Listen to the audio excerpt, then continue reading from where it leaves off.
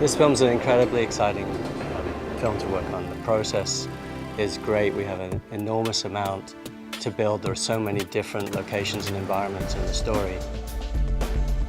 The bulk of the film is solid, old-fashioned construction. It's what we'd call build heavy. We've built sets on stages that we've turned over 3, 4, 5, 6 times. And every layer just makes it kind of closer and closer to the vision. A big advantage has been that we've been able to build a great deal and really make the film look like a graphic novel.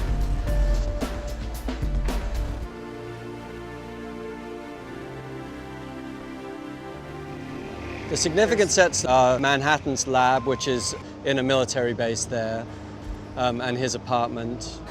This set is the jail cell, Rorschach's jail cell, and the actual prison that he comes into. When we came through first, none of this was here. Really the only thing that was here was this hole in the roof above. When I was walking through here, it struck me that really that look is all to do with that split level, you know, that double, triple, quadruple level that you get in a jail. The narrowness really helped us. There's enough existing location here that we were able to add bars, add a couple of walls, but generally we've contained this in a very kind of tight little set. Blake's apartment, we imagined this kind of 1980s bachelor pad. He doesn't have much taste and it's very kind of glittery and ostentatious. You know, hopefully reflects his character fairly accurately. Hollis Mason's around the corner. That was a location that we did a full build on the interior and built the exterior to make it resemble this environment.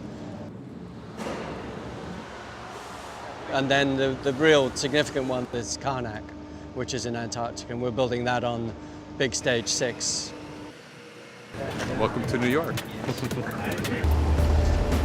Well, we're in New York, 1985. This is really the hub of Watchmen world. We've got this tiny little space that we've carved out of New York in that period, 1985. It sort of centers around 43rd Street and 6th Avenue. We're right in that middle, Times Square. 1985, very seedy, very down, kind of realistic, but with our own kind of Watchmen overtone. It's really important for us to establish a world that is real to an audience. It absolutely remains faithful to the vision of the graphic novel, and building by building you go through and you build a layer, let it sit, let it age, let the rain hit it for a little while, then come back and do another layer. Some of the stuff we've had to do in 2 days, 1 day, you know, 3 hours. We have to find ways of accelerating. There's also layers and layers of graffiti in the graphic novel. The more you look at the graphic novel, the more there is there. This is the coolest thing I've ever seen in my life. I want to move it.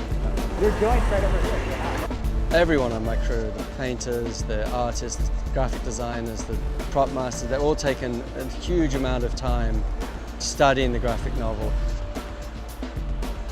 It's helped enormously to add texture to this kind of Watchmen world. So it's definitely a kind of mix of looking at real location reference from the time and then adding in this layer that the graphic novel frames help to kind of cement into this very specific Watchmen kind of bubble.